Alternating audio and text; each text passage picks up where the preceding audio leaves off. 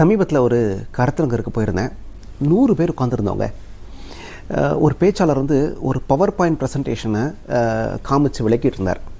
என்ன சிக்கல்னா, அந்த power point ப்ரெசன்டேஷனில் என்ன எழுதியிருக்குன்றதே யாராலையும் படிக்க முடியல. ஏன்னா சின்ன சின்ன எழுத்துக்களில் ஒரு வித்தியாசமான ஒரு கலரில் பேராகிராஃபாக, அதாவது நம்ம ஒரு கம்யூனிகேட் பண்ணுறதுக்கு ஒரு விஷயத்தை கையில் கொண்டு வந்துருக்கோன்னா அது கொஞ்சம் அட்ராக்டிவாக இருக்கணும், எல்லாருக்கும் போய் சேரணும். இந்த அடிப்படை சித்தாந்தமே தெரியாமல் அவராக ஒரு எஸ்ஏ மாதிரி ஒன்று எழுதி அதை எல்சிடி ப்ரொஜெக்டரில் ப்ரொஜெக்ட் பண்ணி அதை பற்றி பேசிகிட்டு இருந்தார். கூட்டத்தில் இருந்த நிறைய பேர் சுவாரஸ்யத்தை எழுந்துட்டாங்க. அப்போ தான் எனக்கு ஒரு சந்தேகம் வந்தது, உண்மையான ப்ரெசன்டேஷன் எப்படி இருக்கணும் அப்படின்னு. நெட்டில் போய் தேடினப்போ ரொம்ப அழகாக நிறைய விஷயங்கள் கிடச்சது. அதை ஒரு 10 பாயிண்ட்டாக போட்டு உங்கள்கிட்ட சொல்ல போகிறேன். நீங்கள் ஒரு பவர் பாயிண்ட் ப்ரெசன்டேஷன் உருவாக்கணும்னா அதை அழகாக உருவாக்குறதுக்கு 10 உத்திகள் இன்றைக்கி நம்ம பார்க்க போகிறோம். இன்றைக்கு வந்து பவர் பாயிண்ட் ப்ரெசன்டேஷன் தவிர்க்க முடியாதாயிடுச்சு. எல்லாரும் எல்லா நேரங்களிலும் பயன்படுத்தக்கூடிய ஒன்றாக தன்னுடைய கருத்தை சுருக்கமாக அழகாக சொல்வதற்கான உத்தியாக அந்த பவர் பாயிண்ட் ப்ரெசன்டேஷனை பயன்படுத்திகிட்டு இருக்காங்க. அது அழகாக இருக்கணும்னா, அது சரியாக இருக்கணும்னா, அது முறையாக இருக்கணும்னா நீங்கள் 10 விஷயங்களை பின்பற்றினா போகிறோம். முதல்ல, என்ன பவர் பாயிண்ட் நீங்கள் உருவாக்கினாலும் உங்களுடைய ஹார்ட்வேர், அதாவது உங்களுடைய லேப்டாப்பை நீங்கள் எடுத்துகிட்டு போயிடுங்க. ஏன்னா உங்கள் லேப்டாப்பில் வரக்கூடிய ஒரு கலரோ ஒரு ஃபாண்ட்டோ நீங்கள் எங்கே போய் ப்ரெசென்ட் பண்ணுறீங்களோ அந்த எக்யூப்மெண்ட்டில் வருமா அப்படின்னா சில சமயங்களில் வராமலும் போயிடலாம். அதனால் முதல் உத்தி என்னென்னா, உங்களுடைய ஹார்ட்வேரை யூஸ் பண்ணுங்கள். ரெண்டாவது, 10-20-30 அப்படின்னு ஒரு சித்தாந்தம். அப்படின்னா என்னென்னா, எந்த ப்ரெசன்டேஷன் ரெடி பண்ணிங்கனாலும் 10 ஸ்லைடு இருக்கணும், 20 நிமிஷத்துக்குள்ளே அதை முடிக்கணும், 30ஆம் நம்பர் சைஸ் ஃபாண்ட்டில் இருக்கணும். 30ஆம் நம்பர் சைஸ் ஃபாண்ட்லாம் பெருசாக இருக்குமே நீங்கள் யோசிக்கலாம். 100வது மனிதருக்கும் தெரியணும்ல நீங்கள் என்ன பேசுகிறீங்க, என்ன எழுதியிருக்கீங்கன்றது 100வது மனிதருக்கும் தெரியணும். அப்படின்னா 30ஆம் நம்பர் சைஸ் ஃபாண்ட்டை யூஸ் பண்ணுங்கள் அப்படின்றாங்க. அப்படின்னா கம்மியான எழுத்துக்கள் தான் அதில் இருக்க முடியும், ஏன்னா எழுத்துக்கள்லாம் பெருசாக இருக்கும். ஆக நீங்கள் பின்பற்ற வேண்டியது 10-20-30 அப்படிங்கிற உத்தி. 10 ஸ்லைடு 20 நிமிஷத்தில் முடிக்கணும், 30ஆம் நம்பர் சைஸ் ஃபாண்ட். சரி, மூன்றாவது, டார்க் கலர் பேக்ரவுண்ட் இருக்கணும், எழுத்துக்கள் லைட் கலரில் இருக்கணும்.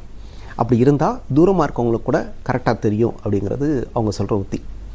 சரி, நான்காவது வந்து கண்டென்ட் தாங்க ஹீரோ. நீங்கள் என்ன மெசேஜை சொல்ல வர்றீங்களோ அதுதான் ஹீரோ. ஆக அதை உருவாக்குவதற்கு, அந்த வார்த்தைகளை பயன்படுத்துவதற்கு ரொம்ப நீங்கள் கவனம் செலுத்தணும். அது வந்து சிம்பிளாக இருக்கணும், எளிமையாக எல்லாருக்கும் தெரிந்த வார்த்தைகளை பயன்படுத்தணும், கான்க்ரீட்டாக உறுதியாக இருக்கணுன்றாங்க. Simple, concrete. அப்புறம் மூன்றாவது ரொம்ப முக்கியமான விஷயம், கண்டென்ட் வந்து கிரெடிபிலிட்டியாக இருக்கணும், நம்பகத்தன்மையோடு இருக்கணும். நாலாவது, கேட்குறவனுக்கு பெனிஃபிட் தரக்கூடிய வகையில் பெனிஃபிஷியலாக இருக்கணும். சிம்பிள், கான்க்ரீட்டாக இருக்கணும், நம்பகத்தன்மையோட கிரெடிபிலிட்டியாக இருக்கணும், பெனிஃபிஷியலாக இருக்கணும். இதுதான் அந்த கண்டென்ட்டுக்கான அவசியம். இப்படி கண்டென்ட் இருந்தால் மக்கள் விரும்புவாங்கன்றாங்க. சரி, அஞ்சாவது, பேராகிராஃப் யூஸ் பண்ணாதீங்க, புல்லட் பாயிண்ட்ஸ் ஒரு லைனில் விவரிக்க முடியுமான்னு பாருங்கன்றாங்க. ஆறாவது, ஒரு வார்த்தையை மட்டும் வச்சுட்டு நீங்கள் நிறைய நேரம் பேசுங்க. எல்லாத்தையும் நீங்கள் பேச வேண்டிய விஷயங்கள்லாம் வாசிக்க தொடங்கிட்டீங்கன்னா மக்களுக்கு சுவாரஸ்யம் போயிடும்ன்றாங்க. ஆக வரிக்கு வரி படிக்காமல் ஒரு வார்த்தையை எடுத்துகிட்டு நீங்கள் நேரடியாக பேசலாம். ஏழாவது, என்ன பேசுகிறது அப்படின்னா, கதைகள் சொல்லலாம், உதாரணங்கள் சொல்லலாம், எடுத்துக்காட்டுகள் சொல்லலாம். அதெல்லாம் பவர் பாயிண்டில் போடணும்னு அவசியம் இல்லை. நீங்கள் ஓனாக பேசினா மக்கள் ஆர்வமாக கேட்பாங்க. நம்பர்ஸ் நிறைய யூஸ் பண்ணலாம், இதெல்லாம் மக்களுக்கு ரொம்ப பிடிக்குன்றாங்க. எட்டாவது, எழுத்துக்களுக்கு பதிலாக படத்தை பயன்படுத்தினீங்கன்னா அது மக்களுக்கு ரொம்ப ரொம்ப பிடிக்குதுன்றாங்க. படம் சொல்கிற விஷயம் மக்களுக்கு ஆழமாக மனசில் பதியுதுன்றாங்க. ஆக எழுத்துக்களுக்கு சமமாக படத்தையும் பயன்படுத்தலாம், எழுத்துக்களுக்கு மாற்றாக படத்தையும் பயன்படுத்தலாம். சரி, அடுத்த 9வது பார்த்தீங்க அப்படின்னா, ரொம்ப முக்கியமான விஷயம் என்னென்னா, கால் டு ஆக்ஷன்.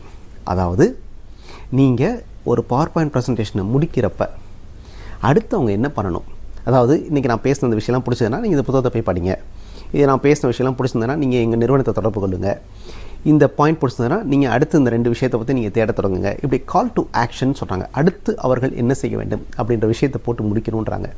10வது ரொம்ப ரொம்ப முக்கியமான விஷயம், ப்ராக்டிஸ். அதாவது அந்த பவர் பாயிண்ட் ப்ரெசன்டேஷனை ப்ரெசென்ட் பண்ணுறதுக்கு முன்னாடி நீங்கள் வீட்டில் உட்காந்து 2-3 தடவை சொல்லி பார்த்து, நடந்துக்கிட்டே பேசி பார்த்து முன்னாடி ரிஹர்சல் பண்ணிங்கன்னா ரொம்ப நல்ல முடிவுகள் இருக்குன்றாங்க. ஆக இந்த உத்திகளையெல்லாம் பின்பற்றினீங்கன்னா பவர் பாயிண்ட் ப்ரெசன்டேஷன் பிரமாதமாக உங்களுக்கு செயல்படும். நீங்கள் என்ன நோக்கத்துக்காக ஒரு ப்ரெசன்டேஷன் கொடுக்குறீங்களோ அந்த நோக்கம் நிறைவேறும்ன்றாங்க. சுருக்கமாக சம்மரைஸ் பண்ணி சொல்லணும் அப்படின்னு பார்த்தீங்கன்னா, உங்களுடைய ஹார்ட்வேரை நீங்கள் எடுத்துகிட்டு போங்க. அது வந்து 10-20-30, அதாவது 10 ஸ்லைடு 20 நிமிஷத்தில் முடிக்கணும். 30ஆம் நம்பர் சைஸ் ஃபாண்ட்டை பயன்படுத்துங்க.